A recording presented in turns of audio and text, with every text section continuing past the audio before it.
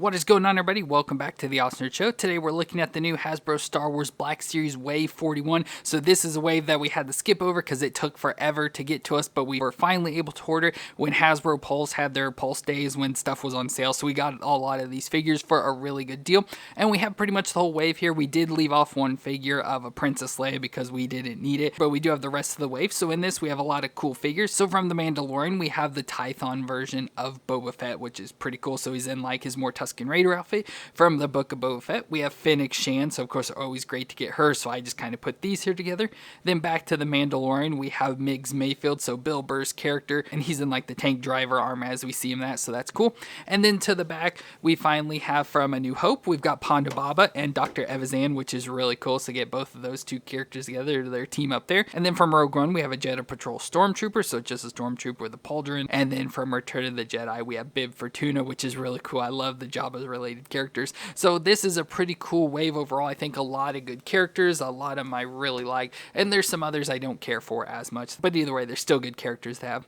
But let me go ahead and get them open and out of the box, and we'll take a look at them together. Well, let's start off with Boba Fett, again from The Mandalorian, and this is from his Tython appearance. So for us, it's his first appearance since coming out of the Sarlacc, and when we see it, he's looking for Mando to try and get his armor back. So we see him here where he's wearing a lot of like the Tusken Raider inspired outfit. Of course, then we see in Book of Boba Fett why he's wearing all of this. But you see he has the robe on over the top, which it's a cloth robe, so it takes up a lot of like space and bulkiness and everything. So I don't like this at all, so we'll probably have to take it off, but we can see how he first sort of appears with the cloak on behind his identity and everything. But we can go and just try and take this off so we can see the actual body. So with the cloak off, we can see him a lot better, and you can see it may be hard to see in the camera, but he's wearing a lot of brown, so it's a really dark brown color. I figured it'd be more black, especially how you see him in like the Book of Boba Fett and everything, where it seems like his outfit's more black, but it's a really dark brown on here, so I don't like that as much. If it was black, I think it'd be really cool, but of course with it being like part of Tusken Raider clothes and stuff, it makes a lot more sense. But there we can see the face of Boba Fett, of course played by Tamora Morrison, so they added some like the scars and like decomposing stuff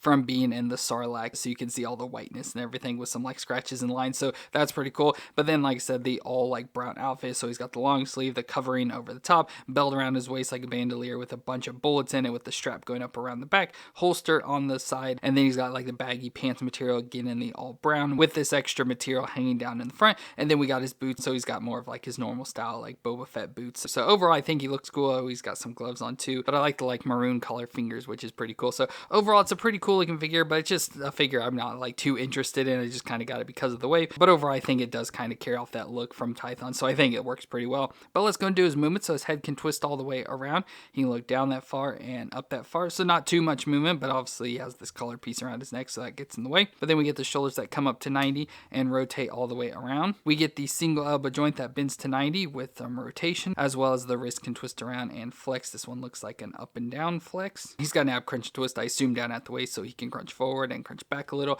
Just very little crunching there, but can twist around as well. And then we get the hips that can come up to 90, out to the side that far. We get a thigh twist up in there. Then we get the single knee joint that bends back to 90, which is a pretty cool design. I like how that has the piece covering down, so you don't really notice it, but you can still get the joint in there, but it comes back to 90 with the rotation in it. Then we get a shin twist at the top of the boot, and the foot can flex back and forth and twist side to side. So overall, he has pretty good movements. There are some limitations just by his outfit design, but overall, really good. Now, he comes with a number of accessories like weapons. So, of course, we saw the cloak already. So, first off, we get a little blaster here. I don't know what this blaster's called. I didn't even realize he had it till I took the cloak off, and it was in his holster, but he has this little blaster, so it looks pretty cool. Nice little blaster. So, let's go and just stick it back into the holster. And then we also get, since he is, part of the Tusken Raiders, especially how we see in Book of Boba Fett. So, first off, we get the gaffy stick. So, the stick that he makes. So, we see him go on the journey to find the piece of wood, and then they make it into a gaffy stick. So we have the gaffy stick design there, which looks pretty cool, with the nice metal piece, and then of course the wooden piece on the other end, and it has a nice strap thing here that you can take and like put it around him so it can actually hang on to his back, or we could put it into his hands, but I'm not exactly sure what I want to do yet, especially with his other weapon. But we have that, as well as the Tusken cycler rifle. So again, he gets it from the Tusken Raider, so it has their long rifle style gun there, which looks really cool. And again, it has the strap as well, so you can take and put this around on his back, so it can hang around there like that as well. So again, you can choose whatever you want to put into his hands or on his back, but I actually kind of like that. So let's go and put the gaffy stick in his hand. So there's Boba Fett with the gaffy stick getting a little bit up by being in his hands, but still looks really cool overall. And again, carries out his look as we see him up here on Tython before he gets his armor back. So overall, I think this looks really cool.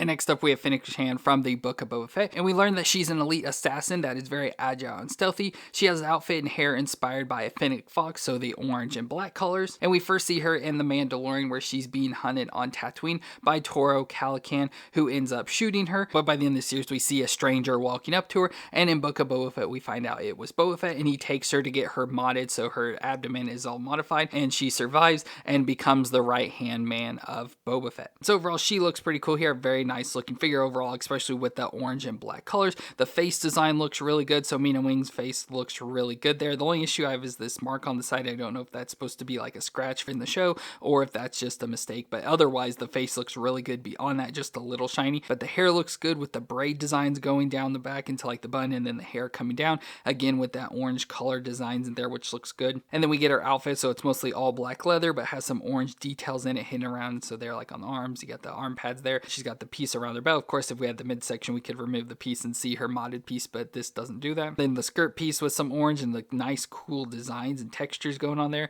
and then the legs going down. She's got some wrappings around the legs going into the boots that have the orange design as well. So this just overall looks really cool. This is probably one of the best looking figures of the wave. I really love the look of it, and it's just really nice. But for her movements, the head can twist all the way around, and then she can look down that far and up that far. So not good movements, but again, she has a collar around her neck. The shoulder can come up to 90 and rotate all the way around. We get the single elbow joint that bends to 90 and has the rotation, with the wrist that can twist around and flex up and down once again. She's got the ab crunch and twist in her midsection, so you can crunch forward and crunch back there, so pretty good crunching and twist around there as well. Then the hips can come up to 90, out to the side a little bit there. It's hard with her skirting piece, but out to the side that far.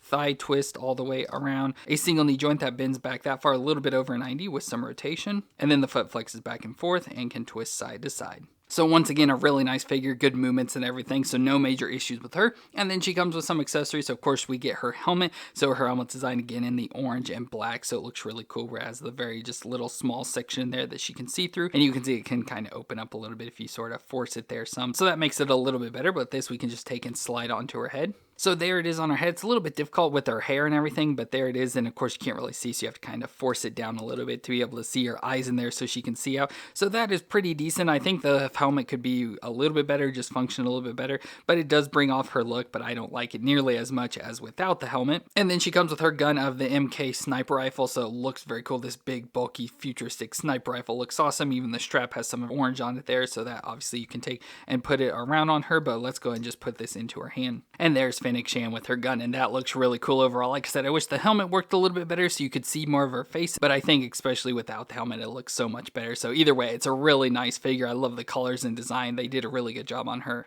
And next up, we have Miggs Mayfeld from The Mandalorian, and we know that he's a former Imperial sharpshooter turned to a mercenary, and after turning on Mando during the prison ship raid, Mando sought his help to find Moff Gideon's ship. That ended up leading them to Morak Imperial Refinery, where he met with his former superior, which he ended up killing. And the way we see him here, he's in the Juggernaut pilot armor, where him and Mandalorian dressed up in the armor to drive the turbo tank. So this is really cool. So of course we have the face there of Miggs Mayfeld, played by Bill Burr. So really good face design. I think they did a really good job with that, with the beard design, his bald head and everything. Just the overall look, again, a little bit shiny, but still carries off that look. So they did a really good job there. And then he's just got like an Imperial sort of army design. So it just has, it almost looks like an Imperial officer like coat design with some armor on the top. So the big armor chest plate, and I like the colors to make it all dirty and gross. Shoulder armor with some red, even showing probably some rankings on both sides. And then a nice belt around the waist, holster on the side. And going down, we just have some boots, but it has some like armor padding on the front of it there as well. So overall, the design is pretty cool.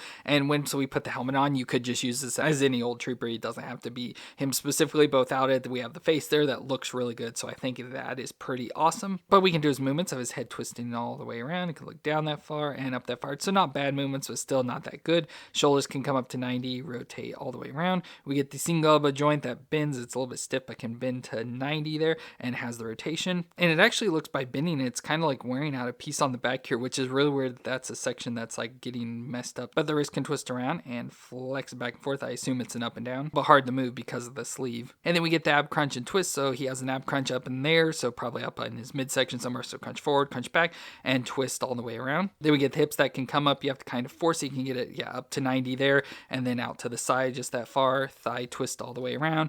Double knee that can bend up that far to the back. Ooh, not far from kicking his butt. And then the foot can flex back and forth, which his foot's really stiff, can flex back and forth and twist side to side. And that foot that's really stiff does cause some issues standing, but I can still get him into position. But as mentioned, for accessories, first off, we get the helmets. We have the helmet of the pilot, so it looks very cool. Again, looks more like a shore trooper or something that we've seen before, but this, we can just go ahead and pop this onto his head. And there we have him just now as some trooper. And again, like I said, you can buy multiple of these and just keep the helmets on to have them as troopers if you want, or get a second one to have it especially be Mando. And then for weapons, he has the SE-14R light repeating blaster, so this we can stick into the holster, or we'll just go ahead and put it into his hands. So it's a little difficult to get the gun in his hand. It's almost like his hand's a little too big for the gun, so it's hard to get it to squeeze down to the handle. So it doesn't really sit in there right, so it kind of looks a little bit off, but there's about the best I can probably get him to look. So not bad overall. I just really like the unmasked face the most of having the Bill Burr design, because I think it looks really good, so I like that a lot. But also getting the helmet option as well, like I said, to be anybody is really cool as well. So a nice, awesome multi-function character here.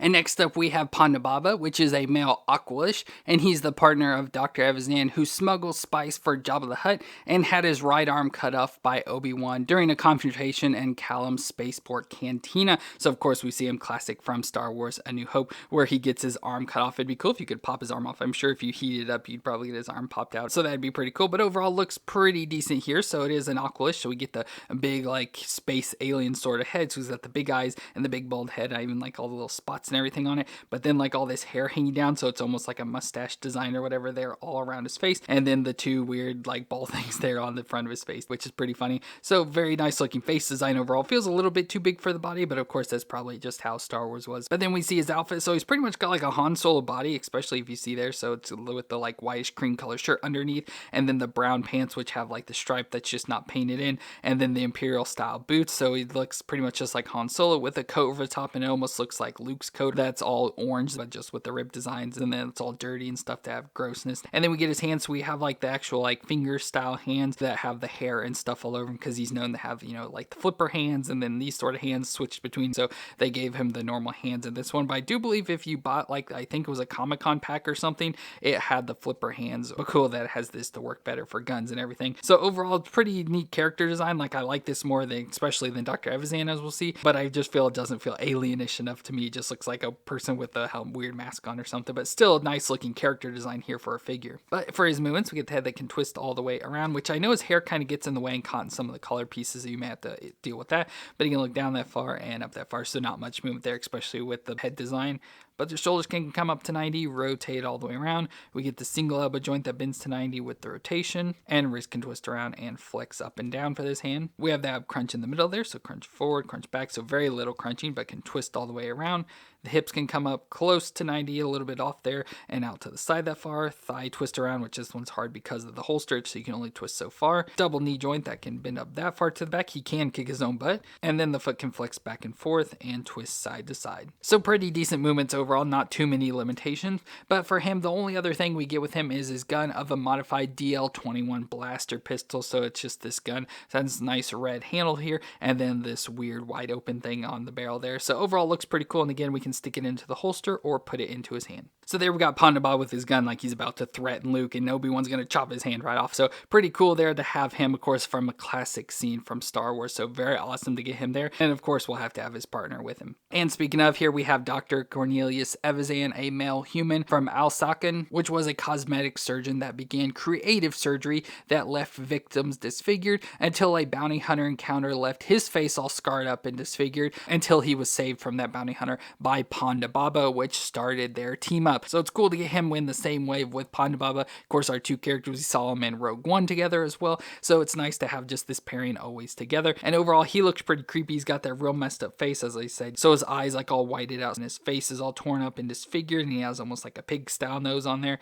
and just overall a messed up face that looks really creepy. And then his outfit's a little bit, you know, weird. So he has the white cream color shirt on, but it's different than the other one. It's definitely not the Han Solo outfit. It's open. You can see his bare chest there.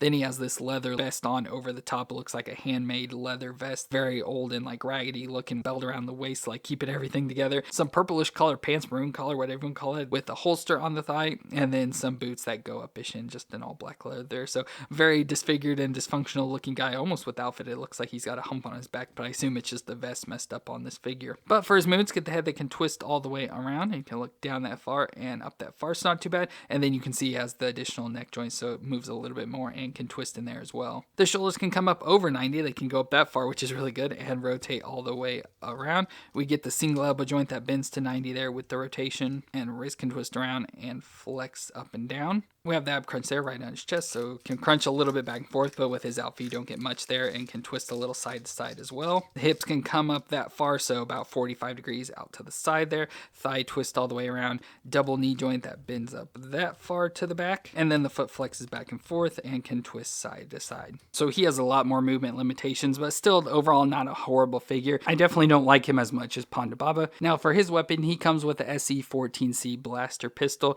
so nice little pistol with the scopes and everything on it there. Again, we can stick it into the holster, but we'll place it into his hand once again. So there he is with the blaster ready to help defend Pandababa, so that looks really cool. And now with that, we can bring both of them in here together, so we can have Pandababa and Dr. Evazan, which is really cool to have them both here together. It's weird that actually Dr. Evazan's taller than Pandababa in this figure. I figured they'd be the same height, or Ponda would be taller. Pretty cool to have the team up there together. And next up, we've got the Jedha Patrol Stormtrooper, which looks pretty much just like your normal Stormtrooper, almost like a Stormtrooper commander, but it's supposed to be the one we see on Jedha walking around in the streets from Rogue One. So overall, looks pretty decent and cool. You know, like I said, just a normal Stormtrooper. We've had multiple of them before. Just this one is like the commander because he has the shoulder pauldron piece there with the orange coloring, so much like we see in New Hope, maybe even more of the special edition ones. But yeah, just pretty much your Stormtrooper with the all black body glove with the white armor over the top, and then, like I said, just the shoulder pauldron piece, making him a commander. So overall, he looks really good and cool, but to me, very reminiscent of A New Hope. But for his movements, they'll have probably same Stormtrooper, so head can twist around and look down that far and up that far, so pretty decent. Shoulders can come up to 90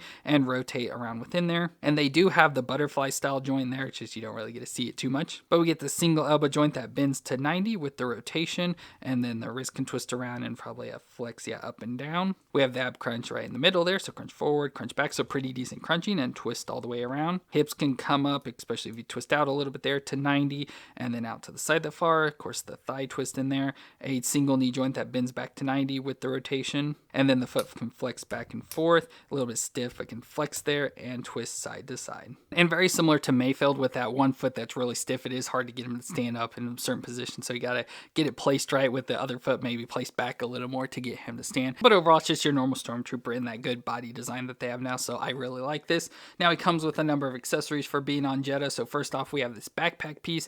So we have this big backpack with all sorts of pockets and everything, and then this, which I don't know if it's supposed to be like stereo equipment, like speakers, or what the deal is, like what this is supposed to be, not exactly sure, but a nice all big pack piece there. You can see the metal design of the frame of the backpack, and then the straps and everything that we can try and get on him. I'm not sure exactly how we can get this on him or how it'll wear exactly, but let's try and get it on though. So there I got the backpack on, which I'd probably say is probably not the best. I don't know if you could probably pop the head off and get this arm pad adjusted and get it underneath there, and maybe it'd look a little bit better, or if it's supposed to be sitting on over the top as it is. It just looks a little bit awkward and too big and bulky, especially for the Stormtrooper body, but it does work there, and now he has the backpack on. It just sticks on his back there, which is cool. And for the backpack, we get an antenna piece. So again, being for communications there on Jedha, we have this antenna piece that plugs into the backpack. So we have a section right here that we just take and pop this right into, and then it sticks up high off the backpack there. So really big antenna piece there now sticking off. And finally comes with a standard Stormtrooper gun of the DLT-19 heavy blaster rifle. So just this style gun here that we can put into his hand. So there's our Jedha Patrol Stormtrooper with the gun and his backpack on. And overall, I think it looks pretty cool, like I said, especially with like the backpack antenna piece and then the shoulder pauldron and everything. It does remind me a lot of the troopers from A New Hope, just with their backpack piece. Overall, I do like this trooper just because it reminds me of that, but overall, it's just another Stormtrooper. It's one you could skip on if you don't care too much for, but overall, I do like the figure. And the final figure of our wave is the one I was most excited for, a Bib Fortuna, which is a male Twi'lek that worked as a slave trader that sold his own species into slavery until becoming the major domo of Jabba the Hutt. And he's the one that gifted Jabba the Rancor that Luke ended up killing. So overall, he looks pretty cool here as the Twi'lek. The one thing I don't like much about him is his neck section. Like, I know he, like, at this point, especially in Return of the Jedi, he is a little bit fatter, so he's not just super skinny, so he has like this neck piece, but I don't like the way it made like the actual neck of the figure figure like look, I feel it needed to be much fatter. And then of course we see him in Book of Boba Fett, or the end of The Mandalorian, where he's really fat at that point. So maybe they're waiting for that. He just looks a little bit awkward with like the skinny neck, but still like the fatter face and a little bit fatter body and everything. But overall, this figure is pretty interesting and pretty hard to like work around and stuff, just the way they designed it. I don't know what could have been done better or like made better. Like I like it and stuff. Like I still do like this figure and just the overall way it functions, like, you know, the coverings on the arm. But just as we go through it and you see the way it functions, it kind of is a little bit annoying. But we see the face there of the Twi'lek. So the Twi'lek males are pretty ugly. He usually has sharp teeth, but you can't really see him too much.